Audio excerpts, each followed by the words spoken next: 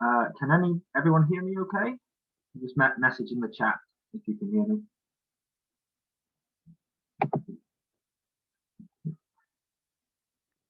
Great.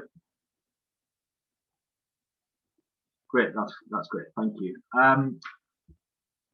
We'll start in a couple of minutes. I think there's a few more people just in the waiting room.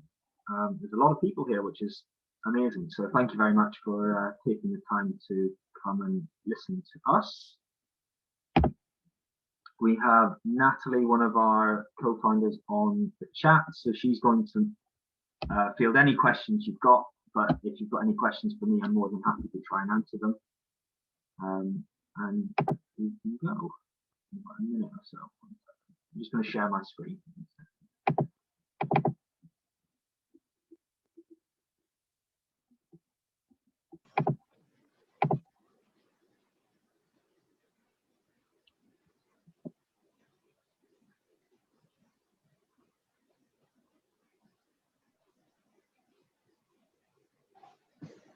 Can you see my next question?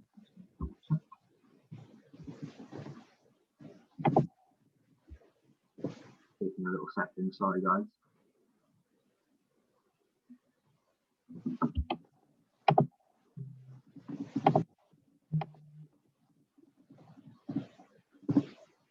Brilliant. I'm just going to check with Matt. Can you see my PowerPoint now?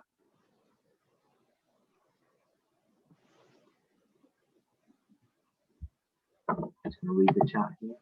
I'm so sorry, guys. Just give me 1 second.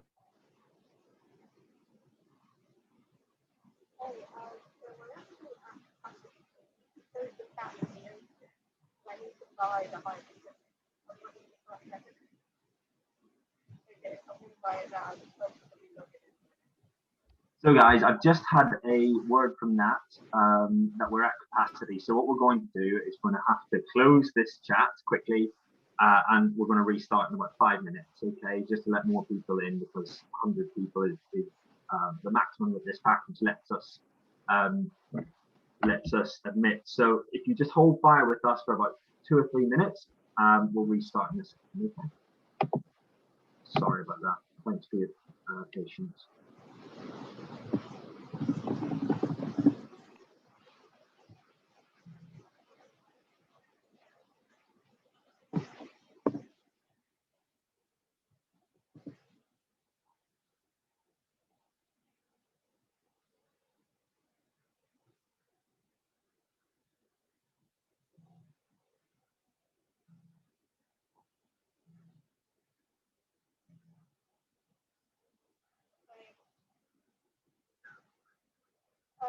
We're looking at updating the account so that we can have more people asking questions.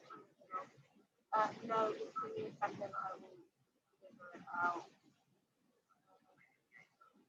Huh? What do you mean on my phone?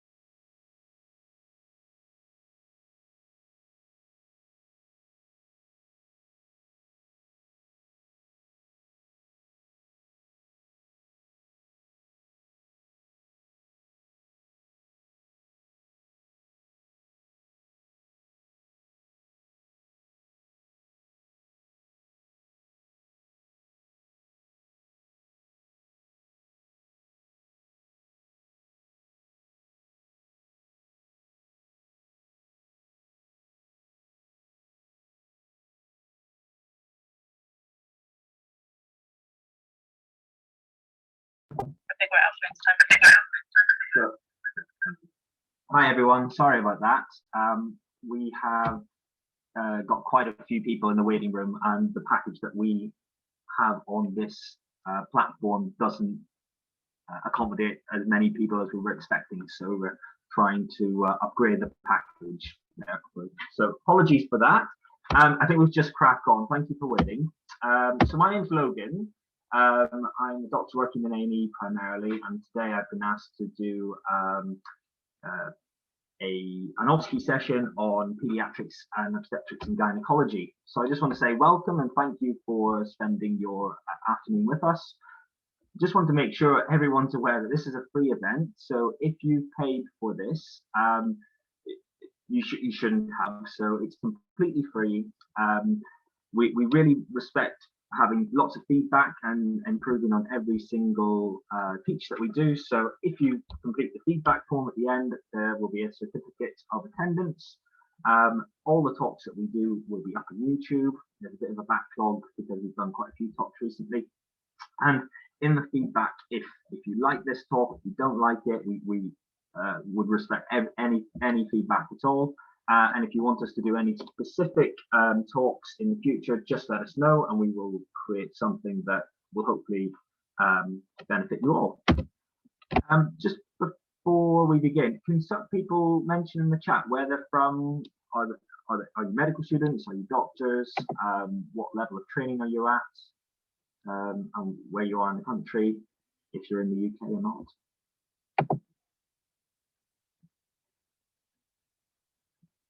Mention it in the chat, that would be really good. Brilliant. Med student from Swansea, brilliant. Thanks for coming, guys. Liverpool, Edinburgh. Wow, okay. Plymouth, UCL, Leeds, amazing. Doctor and Eastbourne, fantastic. Well, thank you for coming again. Just a bit about me. So usually working in A&E, have done throughout the pandemic. Prior to that, I was in intensive care. The reason I'm doing this talk is because I did an SHO job in a big major trauma centre in the southwest of England, in Obs and Gynae. Really enjoyed it. Would really recommend it if you're picking jobs. And I work really closely with the neonatal paediatricians. In terms of what we're doing today, I was given the broad topics of Obs and Gynae and Paediatrics. You know, they are huge topics. So I thought what would be useful for everyone is to refresh their memory on the obstetric examination, and then following that, I thought that led nicely into a newborn baby check. There's lots of videos online about this. I'll give you some of the resources that I've used particularly for this talk, and hopefully you will find it beneficial. Some of the resources that I've used: OSCE Stock, OSCE Aid, Almost a Doctor. I don't know if you guys use this, but I find this really good when I was doing my finals in medical school. Geeky Medics is also a classic. Teaching surgery is good as well. So basically, you don't really want to waste your time by going over the real basics. I think it's important to go through sort of the nuanced aspects of the examination and presenting. So our approach in Medicine of the Essentials is going through the examination, presenting your findings, and then discussing the next steps, so investigations and management. And hopefully you'll find this useful if you're setting your finals, or if you've already done your finals, or you're working as a doctor. This will hopefully be a good refresher for you. In terms of where to actually examine patients, I think the labour ward is a really useful ward to practice your obstetric examination. Always introduce yourself to the senior midwife on shift. You can examine patients, or you can examine patients that are undergoing through the sort of normal birthing process, or those that need a bit more acute intervention. Clinics are also really useful.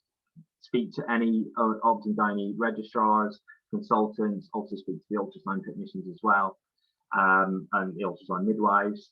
And in the theatre as well, if you've got an Obs and Gynae job, you can also ask to be a first assistant in theatre, so I've assisted in lots of different cesarean sections and gynecological surgeries as well. That's just really good practice and experience for whatever you do. Thought it would be quite useful just to go through the physiological changes in pregnancy as a bit of a reminder for everyone. I think hopefully everyone already knows this, but in terms of cardiovascular changes, your cardiac output increases, especially by the time you reach your third trimester, and it can increase from 30 to even 50%.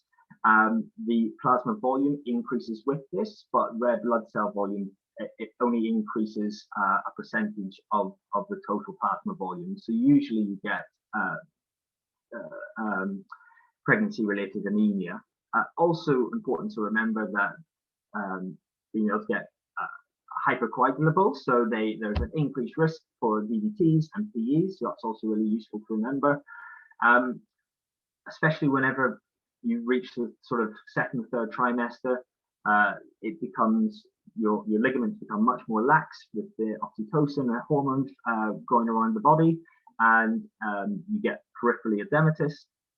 And also this means this is due to the fact that your uterus compresses your veins and lymphatic drainage as well. And in terms of respiratory changes, your tidal volume increases. However, there's no real effect in respiratory rates. That's quite a useful MCQ question that sometimes comes up. I've seen that before as well. Some screening tests in pregnancy. So hopefully, again, everyone knows this. So blood group is always taken, your rhesus status, and just to check your full blood count for anemia, doing a virus screen, checking for rubella and syphilis, because they can affect the neonate or the fetus. Doing a urine test for proteinuria, any glycosuria, or asymptomatic bacteria or UTIs, because they're really important to treat. And then again, your sort of basic scanning or your scan test throughout the pregnancy. So it's usually a 12-week dating scan, looking at the number of fetuses in the pregnancy, the gestational age, and looking at nuchal translucency. And then at 20 weeks, there's usually an anomaly scan for the monitoring of the development of the fetus as well. So if the nuchal translucency is large, then they would go on to do further karyotyping and testing for things like Down syndrome with chorionic villus sampling, or amniocentesis as well. So it's just useful to remember that. In terms of general principles, so the wiper QQ sort of principles are: wash your hands, introduce yourself, get permission, expose the patient and reposition them and make sure that they're comfortable, and also ask the question, are you comfortable, or have you got any pain at the minute? Don PPE if that's appropriate. That's a new thing with COVID. It's also quite important. And then with any examination, so the inspect, so introduction, inspect, palpate, percuss, auscultate, the approach. Investigations are usually bedside tests in the form of observations, bloods, imaging, and then special tests. Usually, to go through any OSCE, you need just a stepwise approach. You stick to your steps, and you can't really go wrong. A logical presentation, usually in the way that you examine the patient, coming up with differentials, usually life-threatening. You want to exclude life-threatening or dangerous ones, and then you go on to say what your most likely differential is, or vice versa. And then you basically show that you understand know how to manage these, or what to do in the event that somebody is acutely unwell. Great. So in terms of the obstetric examination, it's really important that the patient's lying comfortably, as we've done our wiper QQ introductory phase. Usually, patients lying around 45 degrees, and you expose them from the zippy sternum to the pubic symphysis. If they sort of in their late third trimester of pregnancy, it's usually better to lie them a bit flatter, sort of 15-20 degrees. It's really important that patients with in pregnancy, those that lie on supine on their back for long periods of time, there is a risk of what's called aortocaval compression syndrome, So this is where your aorta and your IVC is compressed due to a large uterus. So it's quite important to perhaps put the patient on their left side to stop this, because it can lead to sort of complications such as tachycardia, dizziness, syncope. It can be life-threatening. So it's important that if someone is heavily pregnant, to put them just very gently on their left side, about 15-20 degrees. And the first thing you want to do is inspect the abdomen. So have a look at the abdomen shape and its size. And this may give an initial indication of how the fetus is lying within the abdomen. Have a look from the end of the bed to see if there's any fetal movements. Usually you can see them from about 22, 24 weeks gestation. And then looking at any previous surgical scars, any clues for previous abdominal surgery. So does anyone know what this scar is here that I'm circling? I'm just going to check anyone.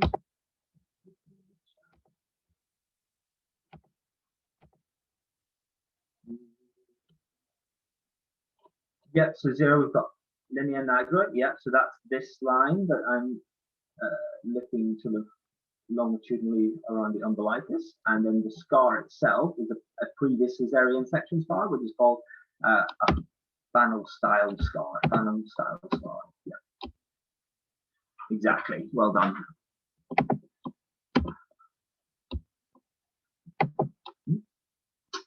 So we've got some pictures here. I just wanted to ask you sort of the top left. So I think somebody's already mentioned it. Does anyone want to have a guess what this is on the top left?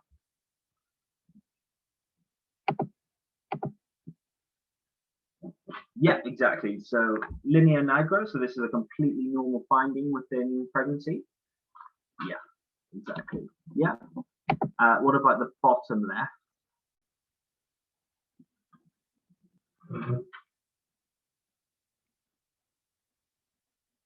Yeah, exactly. So someone's messaged me directly to say that they're stretch marks. They are, but stria gravidarum is the correct term for it. So again, they're completely benign. What about this? Sorry, I've gone too far. So bottom right. Does anyone know what this is? There's another term for it.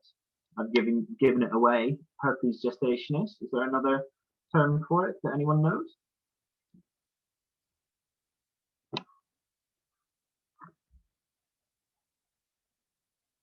So it's you. So someone's mentioned polymorphic eruption of pregnancy. So let's go to the bottom right first. So herpes gestationis or pemphigoid gestationis is a sort of a rare skin condition that is sometimes associated with molar pregnancy or choriocarcinoma. So it's quite important to recognize that. And then the top right is a polymorphic eruption of pregnancy or a pruritic urticarial papule. So that's a benign finding, and it usually goes within when the baby's born, basically. Okay, so it's just quite useful to recognize these skin disorders. There's plenty more as well, but I think those are the common ones.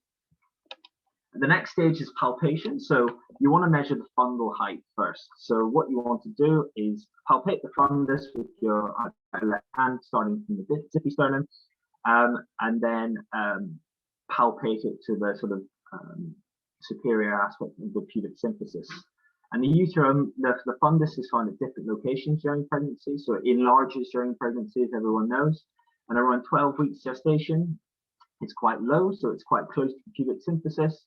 At 20 weeks, the fundus would be palpable around the umbilicus, and then about 36 weeks, the xiphoid process or the Zippisternum of the Zippisternum.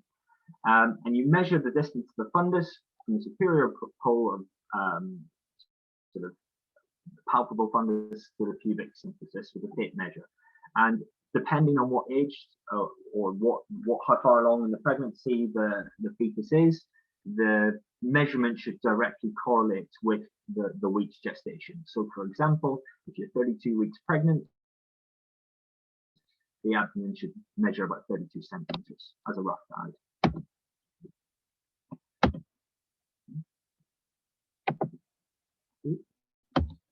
Right.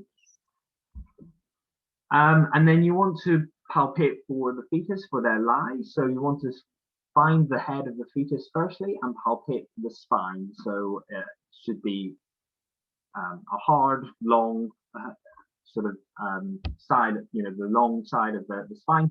It should be hard and smooth. The lie is the first thing that you want to identify. So if the fetus is longitudinal, it's usually either directly facing towards the cervix or up to the maternal head. If it's oblique, it's to one aspect, so at an angle. And if it's transverse, it's usually 90 degrees to the cervix. And then you want to identify the presentation of the fetus. So if it's breech, the fetal head is usually facing towards the maternal head, or if it's cephalic, the fetal head is towards the cervix. And then you want to kind of determine the engagement of the fetus. So this is where the fetal head, if the fetal head is actually engaged within the pelvis, the true maternal pelvis. So if the fetus is not engaged, if you can feel the head of the fetus above the pelvic brim, that is not engaged, and it's measured in fifths, so it would be 5 fifths palpable. If the fetal head is fully engaged in the maternal pelvis, it would be 0 fifths palpable. So that can be quite uncomfortable for the mum. So it's just important to warn the patient about that as well. The next step is auscultation, so listening to the fetal heart. Usually you can do this with a Doppler ultrasound or a Pinard stethoscope, as demonstrated here. You want to listen to over the anterior shoulder of the fetus. And the normal rate is approximately sort of 110 to 160. If they are bradycardic, that would be concerning. So it's important to measure the fetal heart rate appropriately. And if you can't find the fetal heart rate initially, don't panic. It can sometimes be quite difficult, or sometimes you may have misinterpreted the lie of the fetus. So don't panic, try again. And then to finish, you want to thank the patient, cover them up appropriately, and then you want to offer the examiner, you want to offer to examine clonus, reflexes, so in preeclampsia, quite a serious complication of pregnancy where patients become hypertensive and there's proteinuria in the urine. They become hyperreflexic, and this can lead on to sort of a life-threatening condition called eclampsia, where you can get seizure activity in pregnancy and it's quite dangerous. In terms of the calves, you want to offer to examine the calves with DVT, so looking for red, hot, swollen calves. Do a urine dip as part of your workup, looking for proteinuria and infection. Examine the chest if you've got time, for shortness of breath, superadded infection, and making sure that you're not concerned about a pulmonary embolus.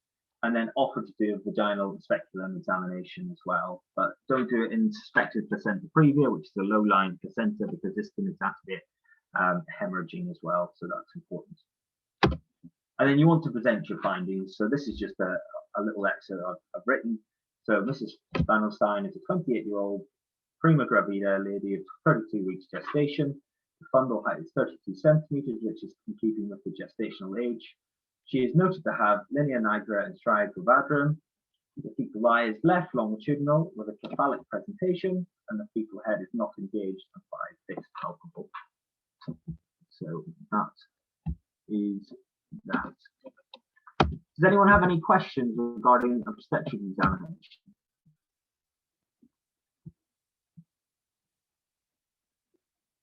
Please feel free to mention in the chat, and hopefully Nat can pick up any questions.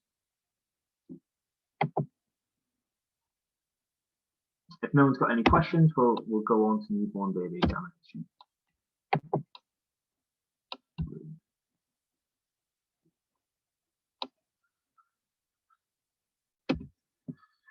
Great. So the newborn examination, really important. It happens in every single birth, and it's usually completed after around 6 hours of age. And the main thing for this examination is to identify any structural abnormalities or any abnormalities at all, or any concerns. And it's usually checked around 6 weeks in the, or if the patient's still in hospital, it'll be checked in hospital. And it's essentially a head to toe examination. And it's really, I'm not sure, just comment if you guys have actually done a newborn examination or if it's part of your training.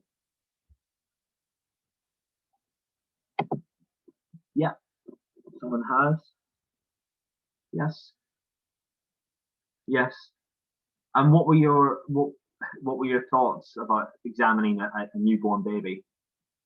I've done it a few times, and the first time I did it, I was quite nervous. So it's quite a big thing to do. I don't know if anyone resonates with that.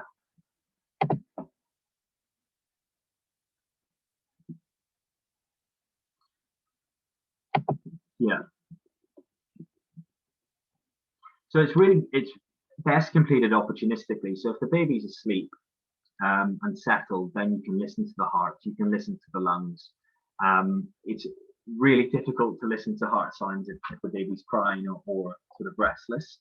And if the baby is crying, it's really good to have a look in the sort of oral cavity, examine for cleft palates or what have you. So it's one of the only examinations where you kind of have to adapt fluid to the patient quite a lot, and sometimes the structure does go out the window. That being said, I think we'll go through sort of the newborn examination in systems. That's how I've approached it. In terms of quickfire questions, usually the parent is there. Lots of times one of the parents at least is there. So it's quite important to ask sort of maternal history in terms of pregnancy details, type of delivery, any complications during the delivery. It's important to ascertain if the delivery was, the baby was a breech presentation, because that increases the risk of developmental hip dysplasia. Any risk factors for neonatal infection, so if the baby or the mother is immunocompromised, it's important to tease out that. Any abnormal results of antenatal scans or any family history of congenital conditions as well. It's also important to ask about the feeding pattern of the baby, if they're a day or two old, urination, if they pass stool or meconium, or any parental concerns, just basically asking that. And it's quite nice to get the parents to participate in the examination as well. So going back, the wiper QQ, so making sure that you wash your hands, introduce yourself, ask permission, expose the patient as you can down to its nappy, and making sure that the baby's comfortable. And as I said, it's really important to encourage the parents to participate and make sure that they're comfortable with you handling their baby as well. I thought this was quite useful to go through. So a baby's usually measured from 2 weeks if there's no concerns about sort of antenatally and throughout the delivery process. However, there is a bespoke preterm or small progestational age chart to monitor the weights and length and the head circumference of babies, and that's in the second link here. So it's on the Royal College of Paediatrics website, so it's quite useful to have a look at that. But usually, if they're small for gestational age, they'll be less than the 10th centile.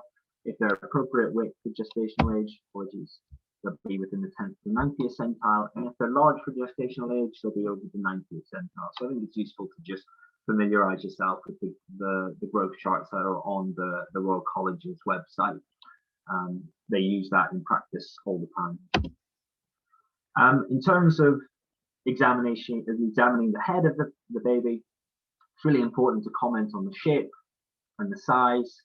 Does anyone know what the top image is? Someone wants to mention in the chat.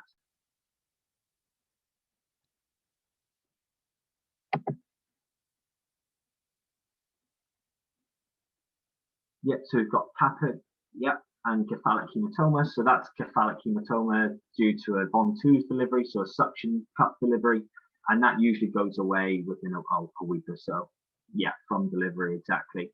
It's important to palpate for the fontanelle or the fontanelle. So there's a fontanelle, a soft spot at the top of the baby's head and at the back, and usually that fuses within a month or two.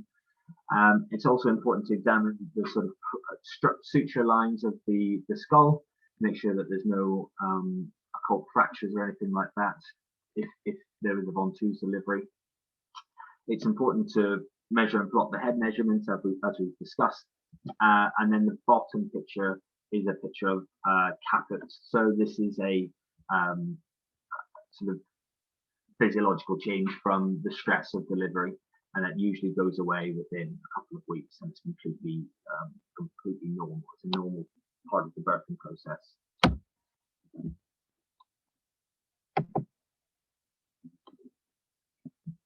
Great. So again, looking at the face, so having a look at the appearance, if there's any asymmetry, any trauma, and assessing the nose. And I thought we could go through some of these pictures as well.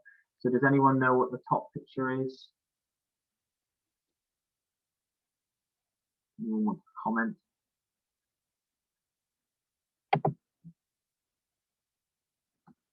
So we've got hypertelorism and sunken eyes, flat nasal bridge, scosis, yeah. So this is hypertelorism, which is the widening of the eyes in relation to the nasal bridge, and that can be associated with several different conditions. So Edwards syndrome, DeGeorge syndrome. Yeah. Does anyone know what the top right is?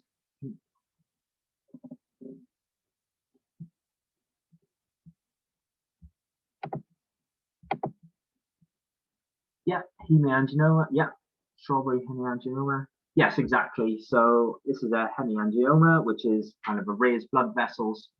Again, they usually go within a couple of months, and they're completely benign.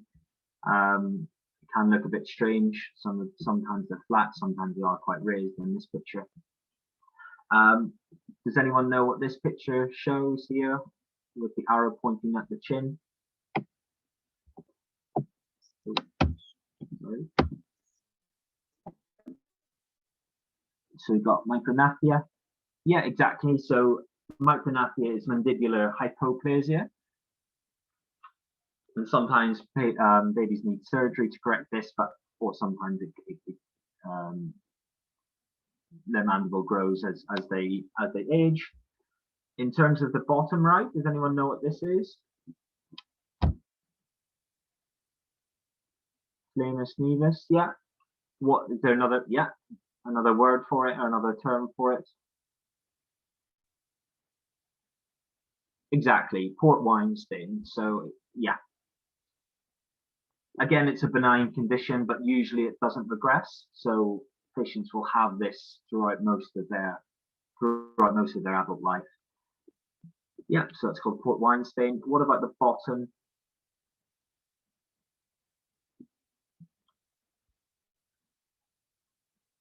We've got someone saying epicanthic poles. Anyone else? Any other takers?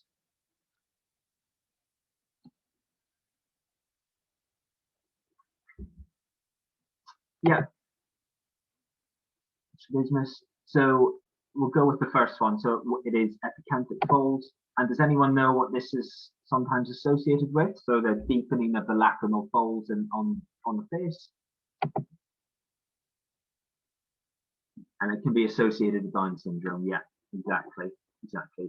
What about the bottom left? Has anyone seen that before?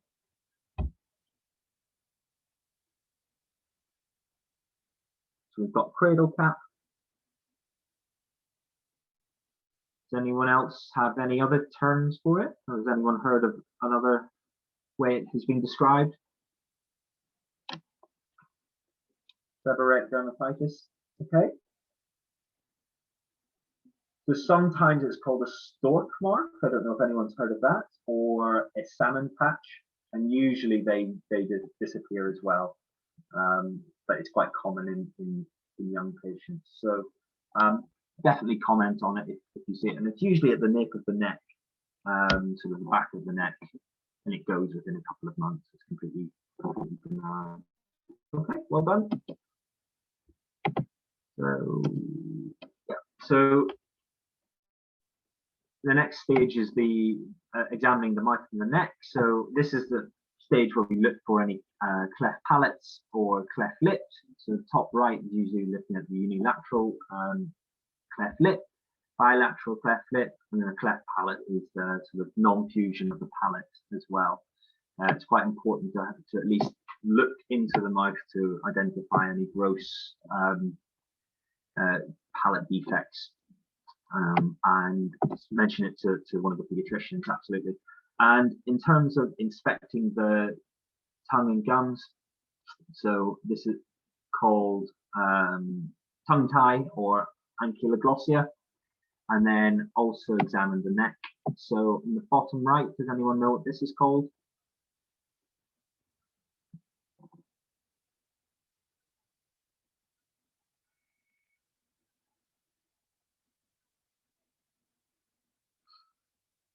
So the bottom right is usually, yeah, exactly. So it's a cystic hygroma, which is just a large fluid-filled sac.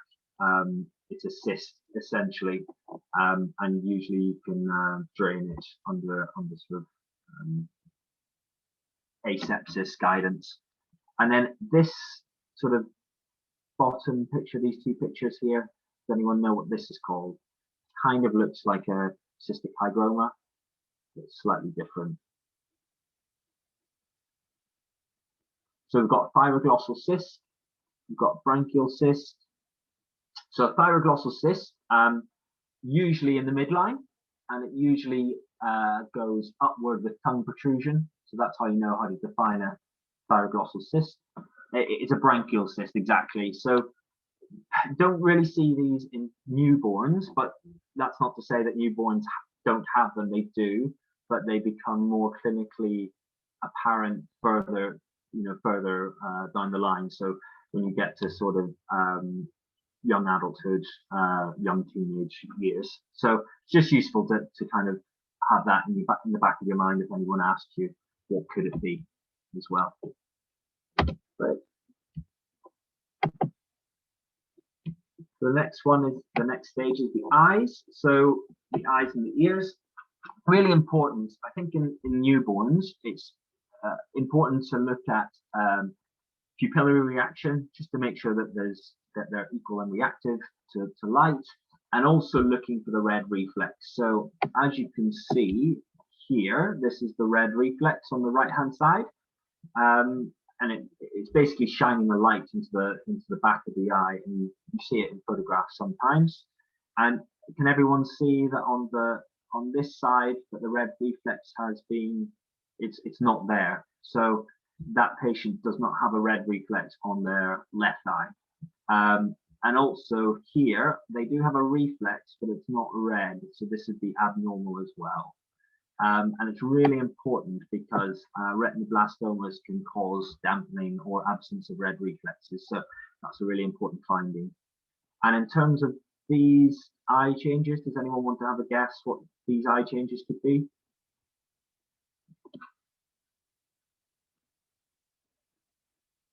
We've got congenital corner, we've got leukocoria, congenital cataract. Yeah, exactly. So it's a congenital cataract. Again, sometimes can be very difficult to kind of ascertain. I've never seen it before, but it's important to have it in the back of your mind. What conditions are associated with congenital cataracts? Yeah, we've got Down syndrome, so that's one. Anything else?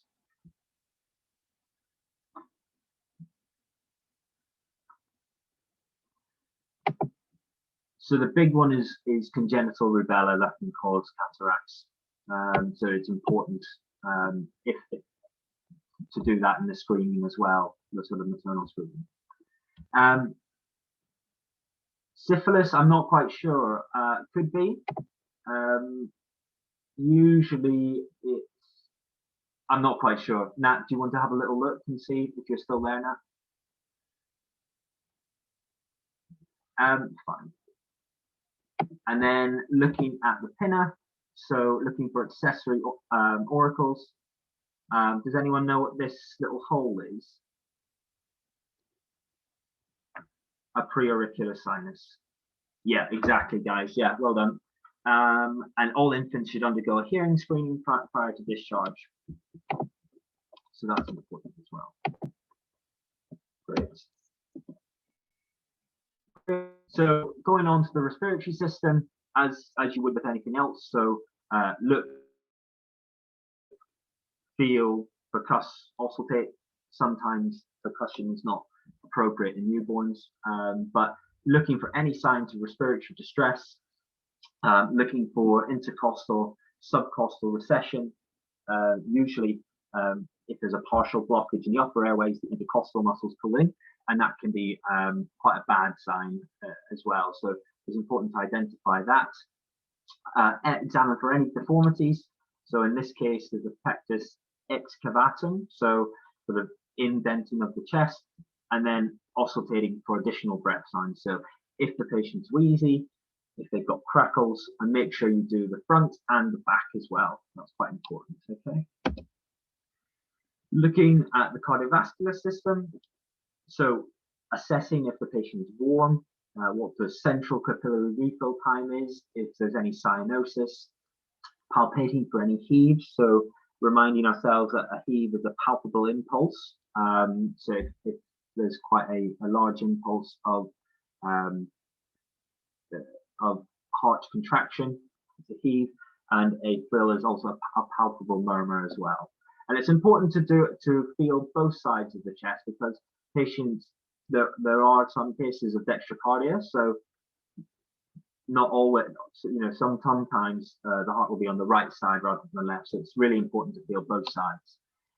Also important to feel palpate the femoral pulses. If they're weak or absent, it could be an indication of a coarctation of the aorta, which is really important to pick up sort of in neonatal screening, which is basically a pinching of the aorta, which causes absence of sort of distal pulses.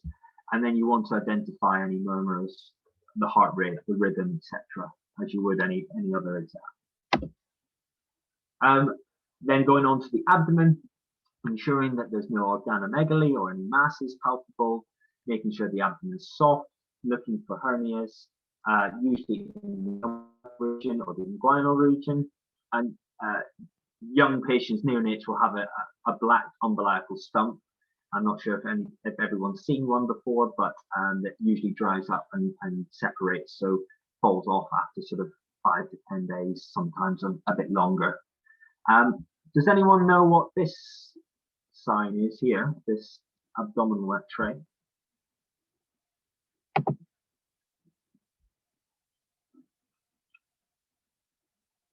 So we've got Daniel saying the double bubble sign, double bubble, duodenal atresia. Yeah, exactly. So this is the double bubble sign, which is associated with duodenal atresia. Duodenal atresia is the lack of formation of part of the duodenum, and it can cause obstruction, essentially. It's really important to find out if the patient has this or not. Not usually the toxic megacolon, no, that's not usually that. So there's separation. Can you see the two bubbles? So big bubble, sorry, is here, the small bubble is here. And what condition is duodenal atresia usually associated with?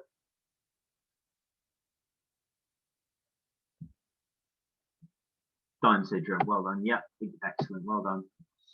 Great. Also important to examine the anus, make sure it's patent. Also ask the parent if the patient has passed any stool in the last day or so within 24 hours of birth.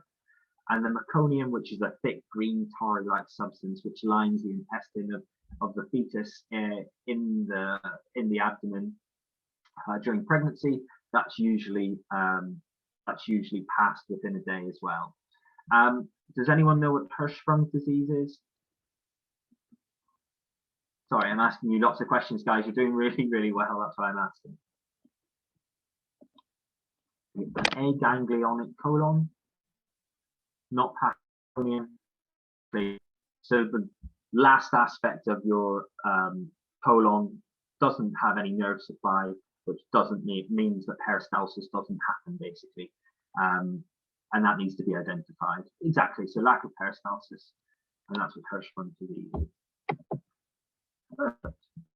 Go on to identify the genitalia. So examine for any ambiguity. If it's a male or biological male, it's examine both testes, ensure that they are descended. If they're not descended, identify that.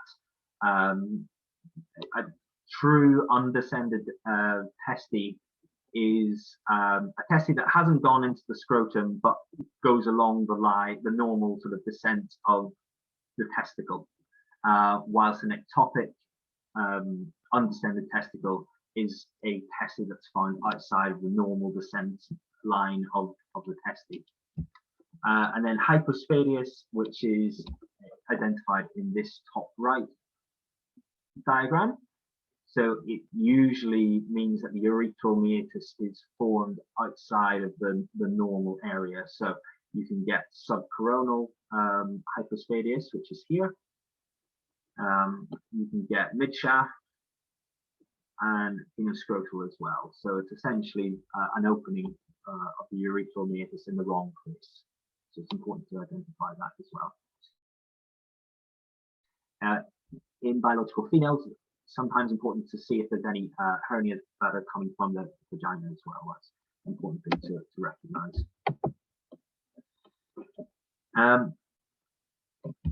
Couple of other slides, guys. So musculoskeletal, so it's really important to identify any polydactyly or syndactyly. So polydactyly is additional digits. Syndactyly is the fusion of peripheral digits, and it's quite a poor diagram here, but you can get different variations of syndactyly. So you can get simple to complicated syndactyly as well. So usually that needs surgical intervention. And then looking at palmar creases. So does anyone know what the significance of a single palmar crease may or may not be? Exactly. So in Down syndrome, what's that? Obstruct. Sorry, Zara, I can't read that. Obstruct section. Down syndrome. Fine. Yeah, exactly. So single palmar crease is associated with, can be associated with Down syndrome. No, it's okay, no problem. My reading skills. Okay, guys, well done. So,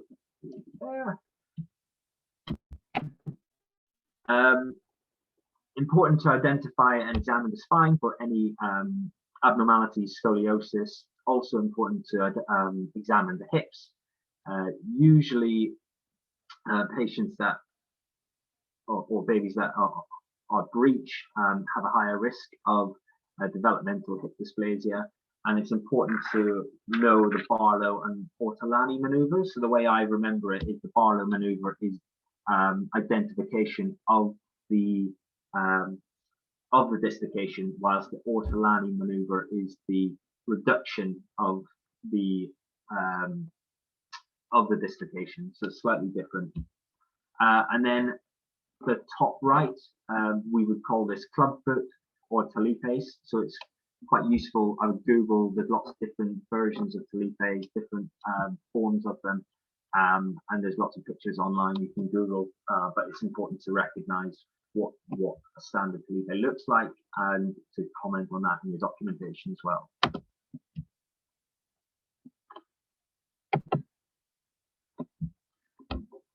Finally, so the neurological system, so really important, the sucking reflex, you can put a clean finger inside the mouth of the baby if that's appropriate, and if a normal reflex is for them to suck in the finger. the moral reflex. So this is where you gently let the baby's head fall, and a normal reflex for them would be to spread their limbs out quite wide in thinking that they're falling. So it's quite a good one to do as well. And making sure that the tone is normal, and having a look at the spine, so you look at the baby ventrally as well. It's important to just be aware of Herpes palsy. So if the baby if their shoulder gets stuck, or their shoulder dystocia during the delivery process, there may be an asymmetrical palsy because of brachial plexus injury. So it's quite important to recognize that. And then this here, I mean, we can see it already, but does anyone want to comment on what this could be? This picture.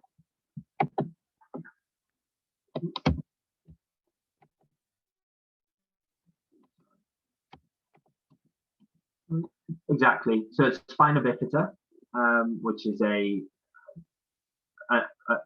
a Spina Bifida, which is essentially a meningeal, so a fluid-filled sac with nerves in it as well, and that needs surgical intervention. So it's important to identify that in your assessment.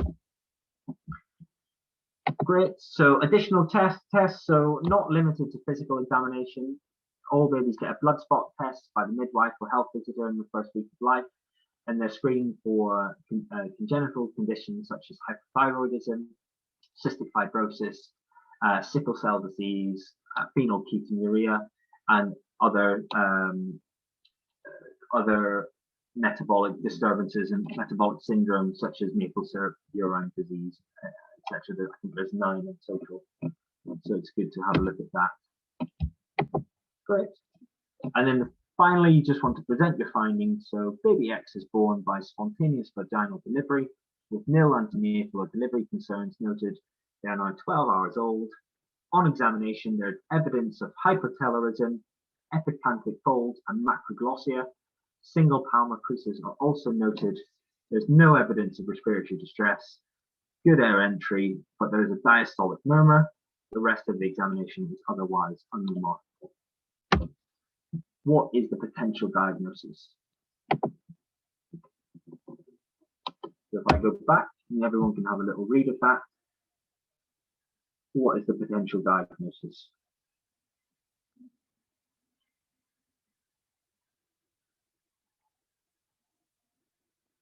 So we've got 2 people answering, 3 people answering.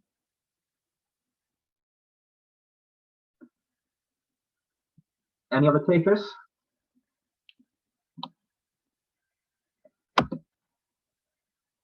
Downs for sure. Great. Yes. So that excerpt could suggest that this baby has features that might suggest Down syndrome.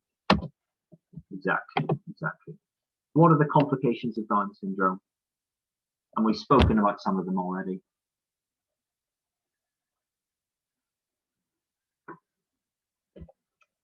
Alzheimer's, yeah. Duodenal Atresia. Subfertility, early onset dementia, sleep apnea. Yeah, really good. Heart conditions, VSD, ventricular septal defect, Hirschsprung's, yeah. Basically, there's lots, and you're all correct. So, yeah, dementia, obesity, sleep apnea, subfertility, you're all correct. I think the important ones in the context of a neonatal examination, atrial ventricular septal defect is the most common. Less commonly, atrial septal defect, ventricular ventricle septal defect, and duodenal atresia. And that's why you get a diastolic murmur in the atrial ventricular septal defect. So it's quite important to identify that. Exactly. Brilliant, guys. Thank you so much. You've been really interactive. So I really appreciate yeah. How do you differentiate between an atrial septal defect and atrioventricular septal defect on examination? Very difficult, especially on a newborn. I'll be really honest. I would ask the paediatric or the neonatal registrar to teach me, to be honest. But if I think they give you the exact same murmur, to be honest, a diastolic murmur. But an echocardiogram would be sort of the definitive answer. Yeah, I agree. Great. Thanks, guys. Thank you very much for participating. I really appreciate it. Hopefully that was useful in some way. We really appreciate some feedback, guys. If you enjoyed it, it would be great to get that feedback. But if you thought it was rubbish, we'd also be very appreciative of any suggestions to improve it. Was it interactive enough? Was it not interactive enough? Anything at all. So we can't improve without your feedback. And thank you for being such a great audience. So that was really fun on my part. So thank you. Feel free to contact us, Medicine to Essentials. Next week, just going to plug this, we have ophthalmology and ENT. We have an ophthalmology trainee doing an OSCE, and we have an ENT registrar doing an OSCE after him as well. So next week, I'd be very grateful if you could sign up to that as well. I'll try and post. Sorry, I'll post it, guys. 1 second. My laptop's misbehaving as well. 1 second. This works.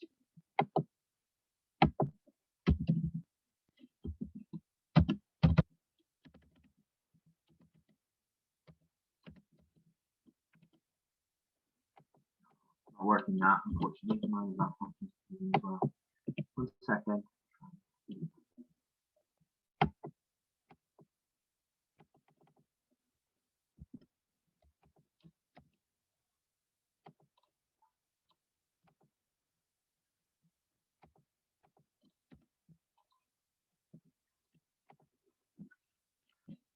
So the slides will be up on YouTube. As soon as we upload this, hopefully it'll be up on YouTube.